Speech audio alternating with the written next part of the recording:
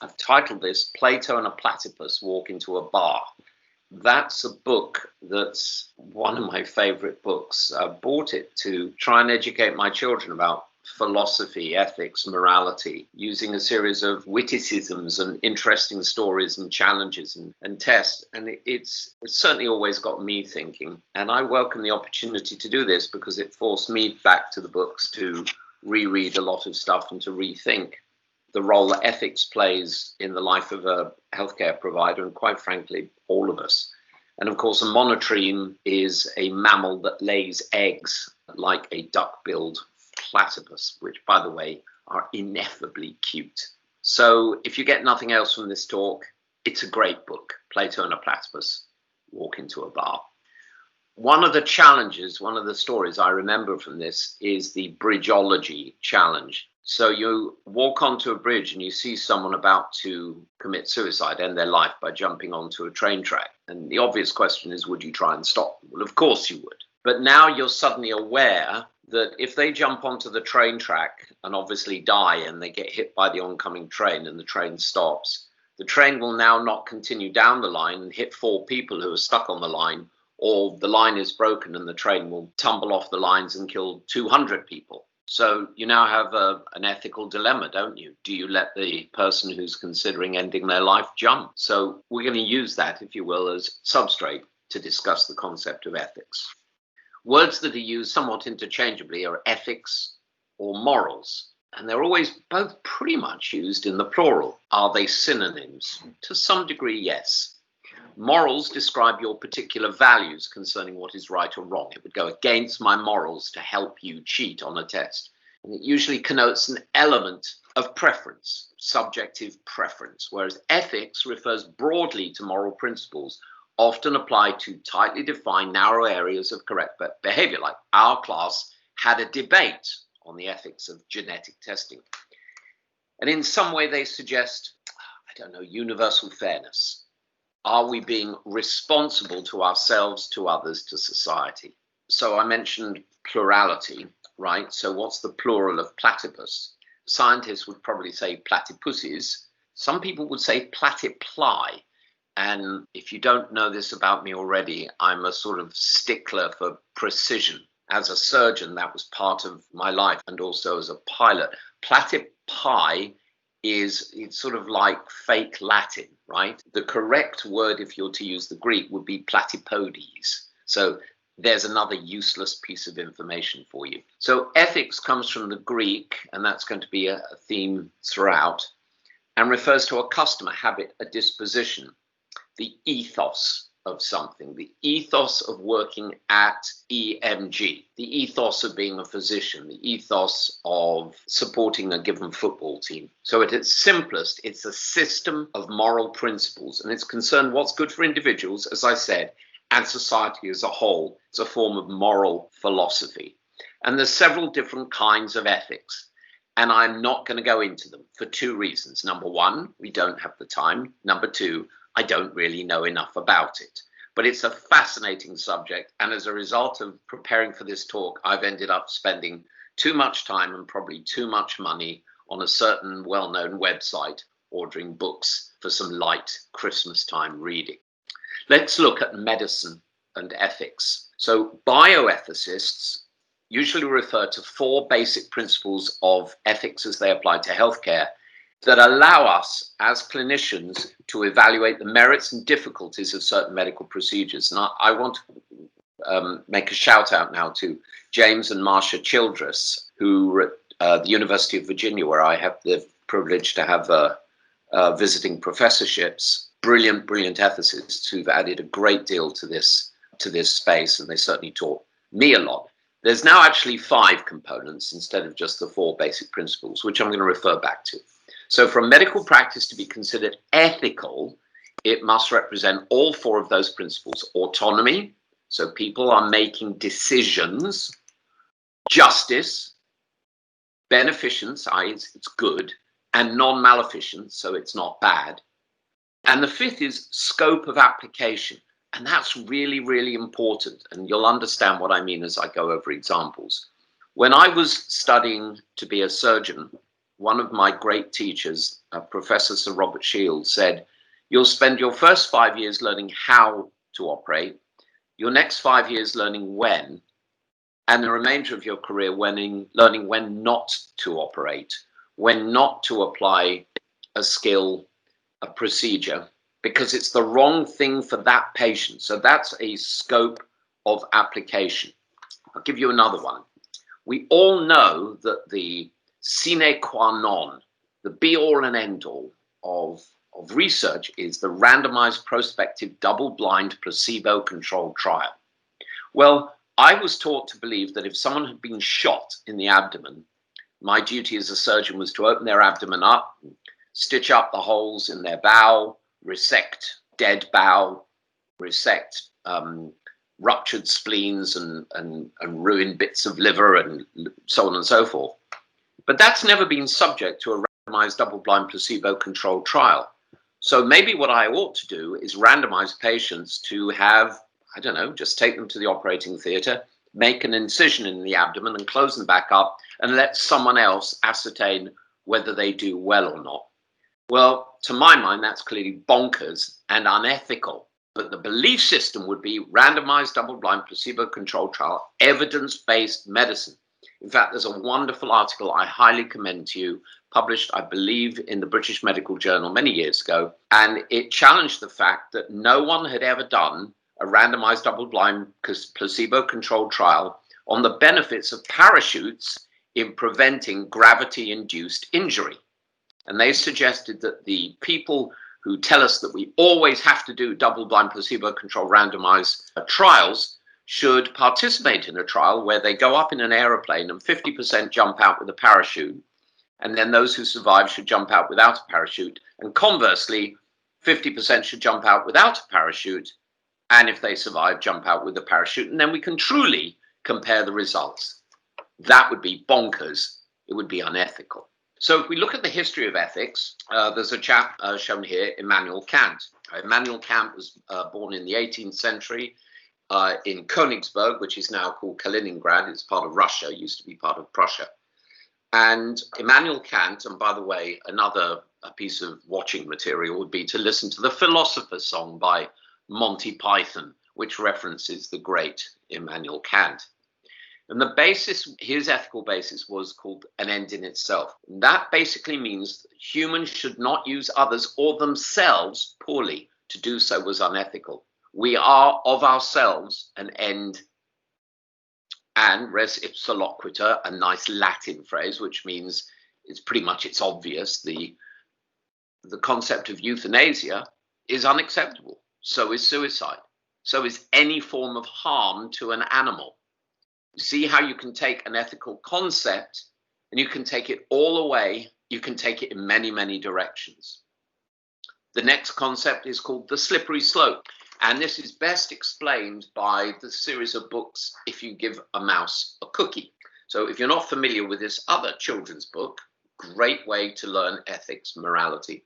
A boy gives a mouse a cookie because the mouse wants one. And the mouse says, well, I'd kind of like a glass of milk to go with it. And could I possibly have a straw to make it easier to drink the milk? And maybe I'm worried I might have a milk mustache, so can I have a mirror? And looking in the mirror, notices that his hair needs clipping, so he asks for some nail scissors. Now requires a broom to sweep up the hair clippings, and then he wants to take a nap and, of course, have a story read to him and draw a picture. And where do kids put pictures? They put them on the refrigerator. And seeing the refrigerator makes the mouse think, I would like a glass of milk. And so you see, it's a slippery slope. One thing leads to another. If this, then that, eventually. A logical fallacy, if you will, of a series of events. If we allow euthanasia, well, where does that take us down? Many would say it takes us down the same route that the Nazis went down. So I want to go back to the people on the bridge, the person on the bridge contemplating suicide. Do you stop them or do you push them? We call this the doctrine of double effect, and it is a reality in the practice of medicine. An action may have a desired benefit, but an undesirable side effect. I'm sure you can think of examples. If any of you know anyone who's had chemotherapy, the desired benefit is hopefully it cures the cancer. The undesirable side effect: vomiting, alopecia, diarrhea, weight loss, feeling utterly, utterly miserable. Thomas Aquinas, the 13th century priest, believed that self-defense was perfectly acceptable. And if in the process you killed the other person, that was fine. It wasn't what you intended to do. It was an undesirable side effect. War, of course, who, if they could, it's a standard dinner party trick or joke, isn't it? If you could travel back in, people say, well, I couldn't possibly kill anyone, but could I kill Adolf Hitler? Could I stop the Second World War? Well, we went to war because the thought of a world dominated by the Nazis was unacceptable. But we bombed Dresden. We killed women and children. War has undesirable side effects. Abortion. There are people who will make this a political decision, a religious decision, and you mandate a law, a rule. But what if a woman's been raped? What if a woman has a child who has zero chance of survival, of living? Absolutism is a very, very dangerous path to go down. And of course, pain relief. If you give someone very powerful pain relief towards the end of their life, you may induce respiratory arrest. And I practiced medicine for many years, and I've looked after chronically and acutely ill people. And I've made decisions that I believe were ethical and were good decisions, but they had undesirable side effects. So let's look at ethics in various other professions. I love my football, and although I'm a Tottenham Hotspur supporter, I can look at this game, this famous game, and if you're not familiar with it, I suggest you look it up and watch it. Leeds were playing Aston Villa. Aston Villa had a man go down. The Aston Villa players all thought the Leeds players were going to stop because a man was injured. They didn't. They went on and scored. And the chap on the right side of the picture, Marco Bielsa, their manager, went absolutely ballistic. He was offended. He's a great coach and he's a very moral man. I think he's an amazing guy. He demanded that his team allow Aston Villa to score from the kickoff. And they all agreed, with the exception of one man who endeavoured to stop the goal-scoring effort. He believed that he was acting ethically.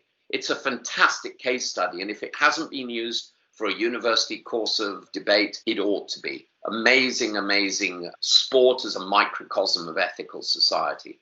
We see basis of sport is human excellence. Well, is doping acceptable? Is taking hormones acceptable?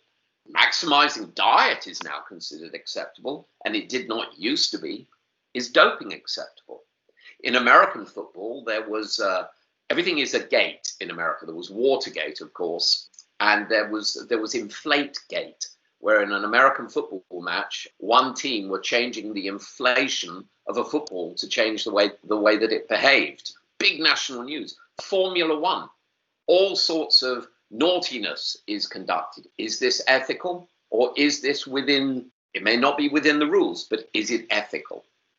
I was astonished to read that tug of war is a thing. It's actually a thing. It's a big sport. And there are rules about the size of shoe that you can wear. Because if you think about it, if you plant your feet and you're disseminating your weight over a greater or less area, you may change your ability to apply traction. These are cases where ethical standards can be applied. So I want to read this to you. I want to talk a little bit about business. Respect. We treat others as we would like to be treated ourselves. We do not tolerate abusive or disrespectful treatment. Ruthlessness, callousness, and arrogance don't belong here. We work with customers and prospects openly, honestly, and sincerely. When we say we'll do something, we do it. When we say we can't, we won't. Very, very, very powerful mission statement. Except that's the mission statement of a company called Enron. And if you don't know the Enron story, go read it. One of the largest cases of corporate wrongdoing in the history of business. They will tell you that this statement of ethical behavior marked them and how they would behave. It makes the point very strongly that words are words, but we require action. Let's look at the world of finance. I lost my job at the bank on my very first day. An elderly lady asked me to check her balance, so I pushed her over. So in the world of finance, a number of things have happened, like subprime lending, where banks would loan people money that they knew in their heart of hearts they could never repay. This subprime mortgage lending scandal. There was the practice in investment banks of having analysts writing reports on stocks as the bankers were funding those companies. They now created a wall between the two of them, but this was considered perfectly acceptable behavior. And you had analysts ramping up the value of a company that the bankers were funding. And you have the concept of short selling, basically betting against the success of a company and actually driving down the value of a company so that you can then come in and buy the stock at a lower price. Any of us in the world of medicine would look at these behaviors with disdain. We couldn't do that because it strikes us as unethical.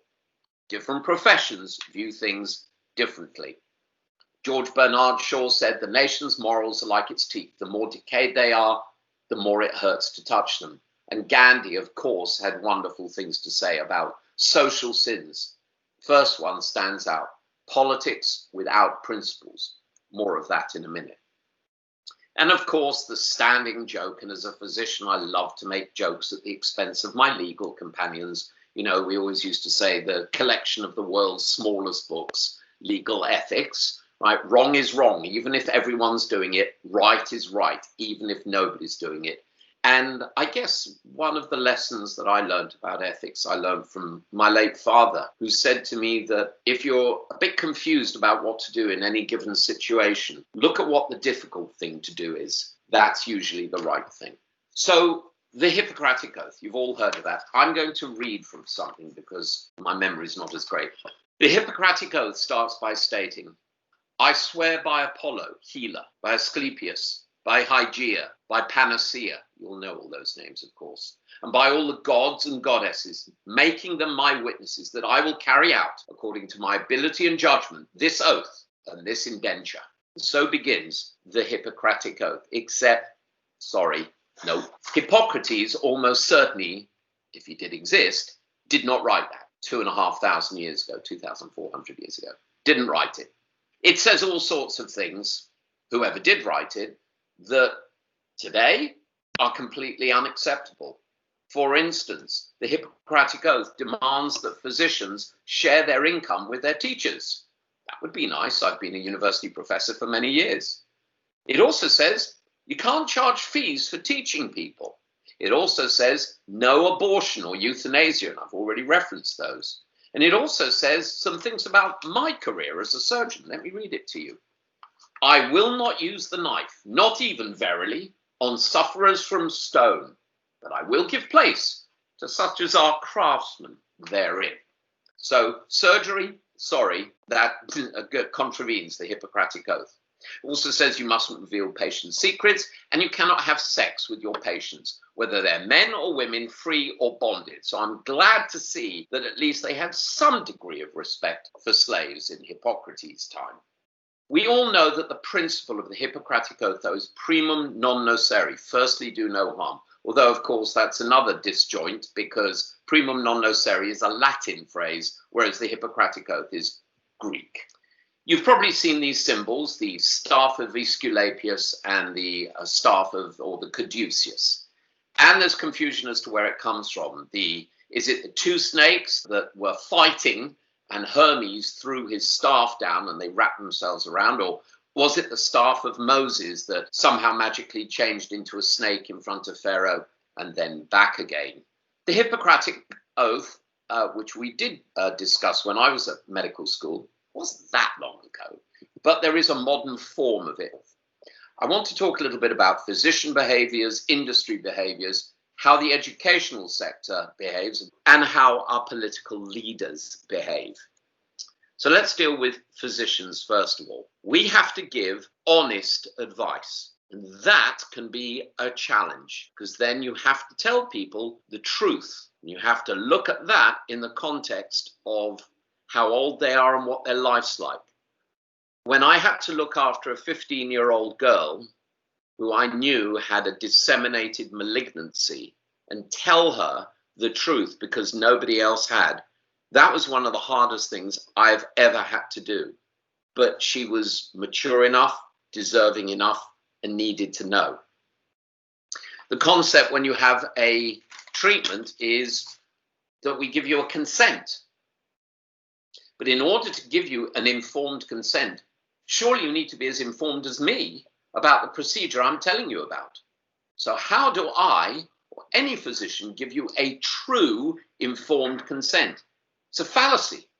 It's kind of like the concept of being judged by a jury of your peers. And I've taken part in a number of complex medical cases where wrongdoing was alleged, and you had a jury of the doctor's peers, except they weren't the doctor's peers. They were not oncologists or surgeons with 30 years of experience. They were perfectly decent people who did other things in their life. How can they give true informed opinions? You have to give an honest description of the experience.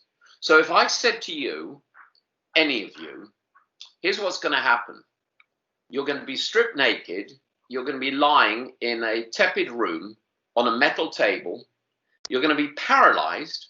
You're going to be surrounded by people you do not know, and they are wearing masks and they have sharp knives.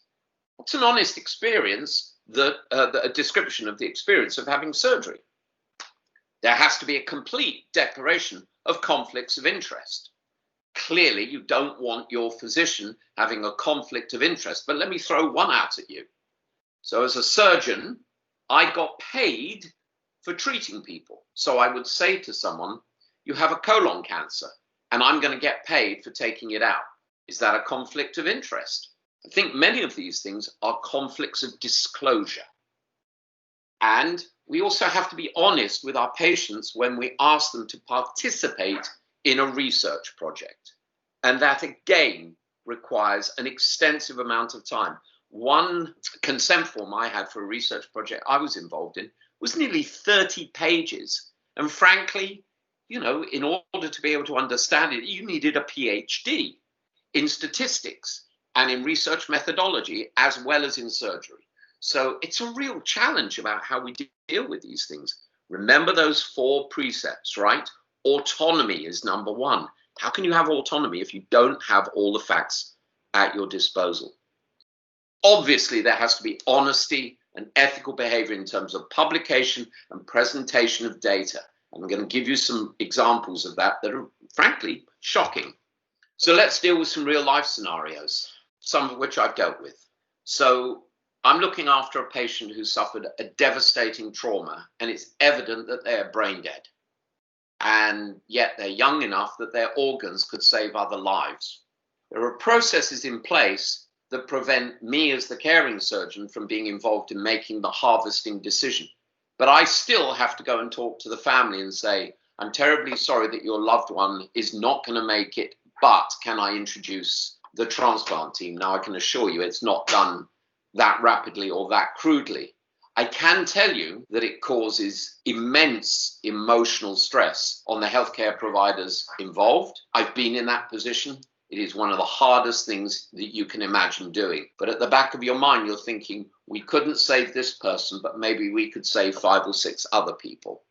Real experience. Jehovah's Witnesses are aligned against the concept of blood transfusion. So what do you do if you have a kid who comes in and the parents have not consented to blood transfusion, and the child has a ruptured spleen and will bleed to death on the operating room table unless we give them blood? But if we give them blood, we've contravened a consent. It is a massive problem. It may happen rarely, but my goodness, it's a really, really tough place to be in. You're a doctor working in a hospital environment and multiple casualties come in. We've seen it during COVID. How do you triage people? Do you do it by severity of injury, age, what? One person who comes in is a well-recognized politician or movie star. The other person is a, quote, nobody. How do you make those decisions? It's very, very tough. These are real life scenarios. And COVID-19 life support. We've had the situation. There was one very, very moving testimony from an Italian intensive care unit doctor who said they were making decisions as to which patient would get the ventilator and which would die. Life and death decisions. And what do you do when a patient says to you, am I going to die? So I had that situation with my late father. in the last week of his life where he asked me that question, and no one else was telling him. I was there functioning as his son, not as a doctor. But where does your ethical duty lie? Think about those 4 precepts. Think about scope. Who do you tell? When do you tell them? How do you tell them? And here's the hardest question as a physician I have ever been asked. When you're presenting someone with their options, their choices, and they say, "What would you do, doctor?" See, I'm not you. I don't have your life. That doesn't matter. That's not what they're asking you. They're asking you to make a life and death decision for them. I mentioned honesty in publication and presentation. I want to give you a few examples. We'll come back to Cyril Burt. John Darcy in 1983, I believe he was in Massachusetts, wrote an entire series about treatment of a condition called cardiomyopathy, except the entire thing was fallacious. Made up, completely made up. Andrew Wakefield, many of you will know that name. Sadly, he was a British doctor who made up the stuff about autism and vaccination, and his license was withdrawn. He now lives in the United States. He maintains still to this day that his position was correct. He's responsible for many, many, many people not getting vaccinated and many probably dying as a result of it. We want to think about ethics and honesty and transparency. There was the recent case of the stem cell authors, Anversa and Anarosa, Larry.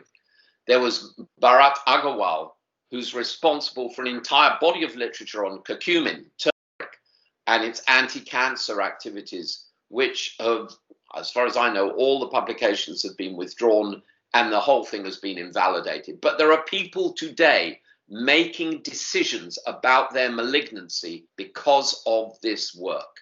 You think about the ethical burden.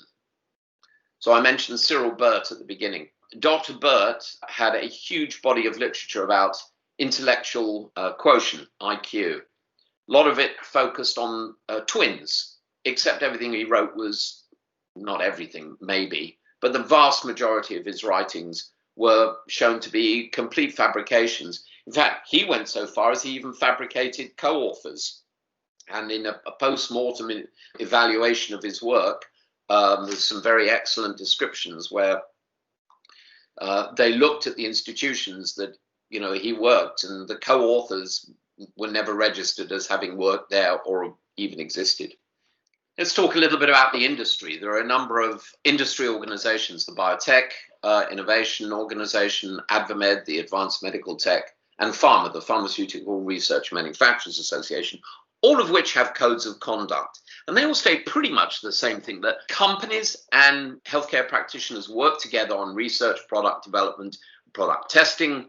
They collaborate in instruction, education, and training. And in the publishing world that you work in, that's what you do. You help companies that have made innovations get their information out to healthcare practitioners so they can do a better job.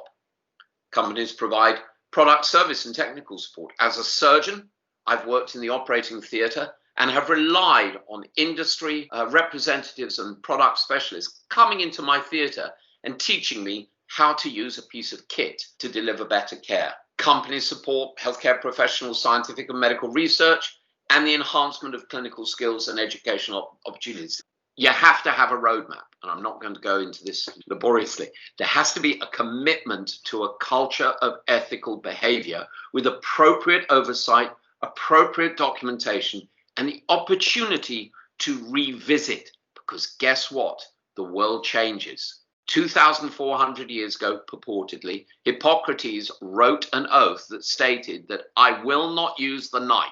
Euthanasia is not acceptable. So when as a physician you give someone who's suffering too large of a dose of morphine and it causes respiratory arrest, according to Hippocrates, that's not acceptable. So we have to understand that ethics is a living and breathing behavior that changes as society's mores and circumstances change. There are guidelines from the industry. If you're working on a project, what's a fair market value payment for their time? If I, as a surgeon, am dedicating my time to one thing and I'm not doing another, is it fair that I should be paid an appropriate sum of money for my professional opinion? that there should be a written contract that has transparency, that expenses should be fair, reasonable, and equitable. You do not hold a medical meeting at an elite resort that the Kardashians would go to. You hold it at a place that's commensurate with the standing of the people in society and would be a place that they would normally go to. Royalties for inventions. I know there are people who vilify the fact that doctors have invented things and get paid royalties for it. To me, that's ludicrous. Anything that encourages innovation is great. Certainly have transparency. Certainly tell your host institution, I invented it. I want to use this piece of kit on my patients. But because there's a conflict of interest, number one, I'm disclosing to you that I get paid royalties. Number two, I'm telling the company, do not pay any royalties to me for use of this product in my institution. Instead, donate those royalties to nurse education or to a charity for the indigent or some good, right? It's not complicated. There are always solutions. There are guidelines on how research should be supported and reported. I've interacted with lots of companies in sponsored research, and frankly, I've never seen unethical behavior where the company has done anything other than behave honorably and professionally. We have to self-police as a profession and as an industry, because if we don't, then others who don't really understand what we do will police us. And if there's wrongdoing, there have to be implications. When I would read that book to my kids and I would talk about implications for your actions, what you do has consequences.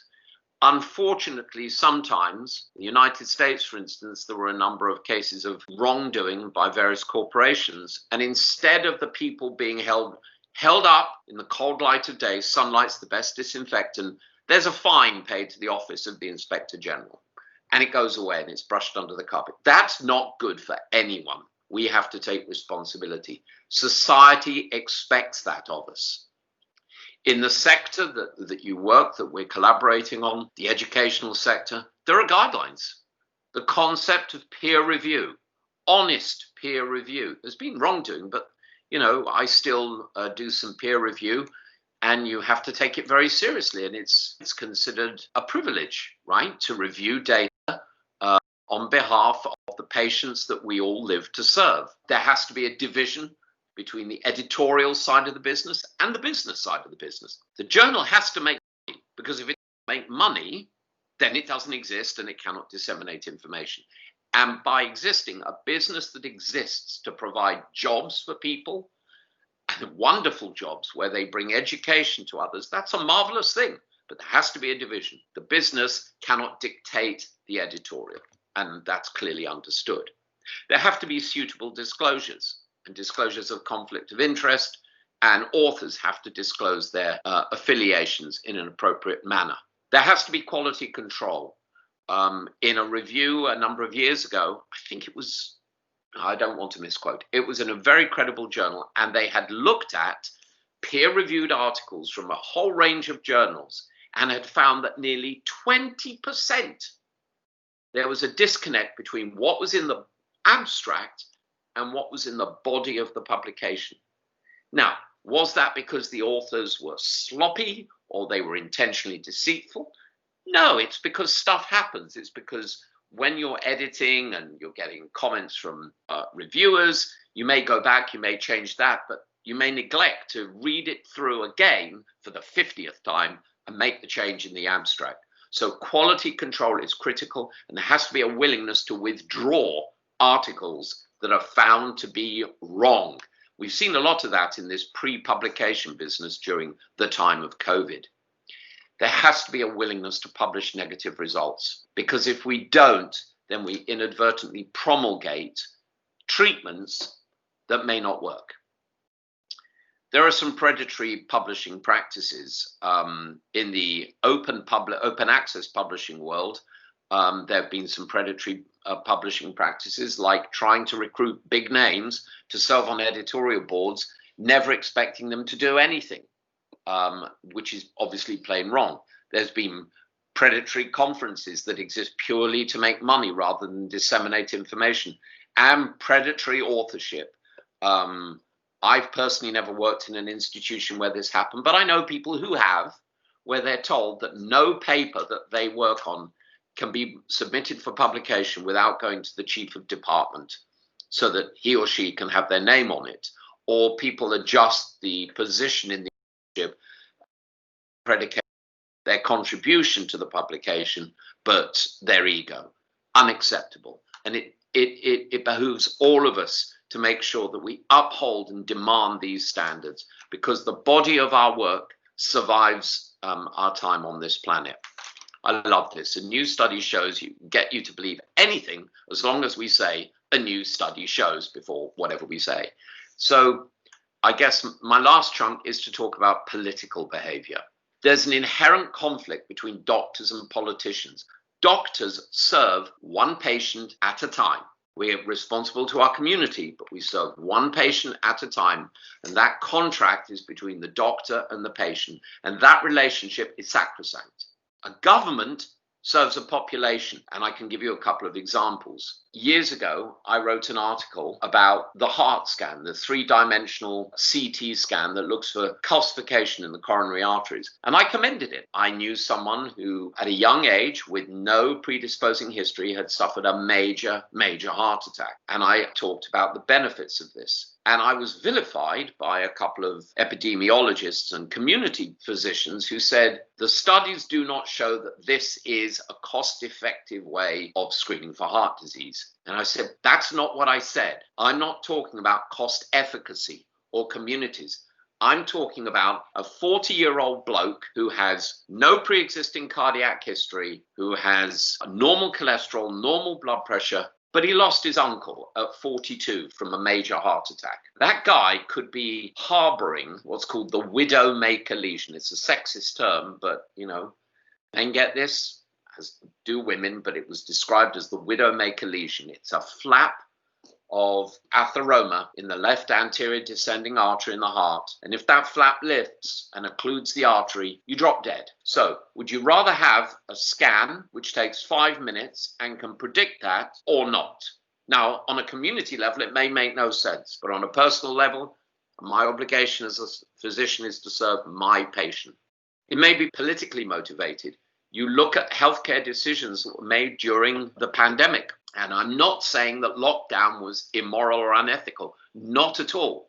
I'm saying that decisions were made on a community basis. Whereas what we might have done is isolate the elderly and those at risk and allow young, fit people to go and intermingle and catch the virus if they may, and maybe have a small illness. The problem is youngsters then go and visit their grandparents, and we know what that leads to.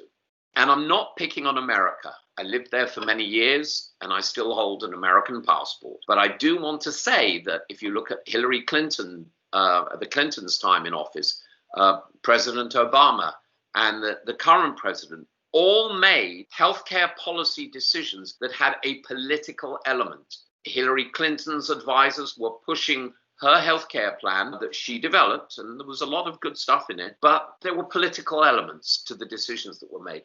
Barack Obama, to fund what's now fondly known as Obamacare, chose to tax medical device companies, right, to raise funds, and to tax people who had so-called Cadillac health plans. People who had paid for top-level health plans had to pay additional tax. And I'm not even going to begin to reference the way that the pandemic was politicized during the current president about ethical, patient-led decisions. This is imposing politics on healthcare.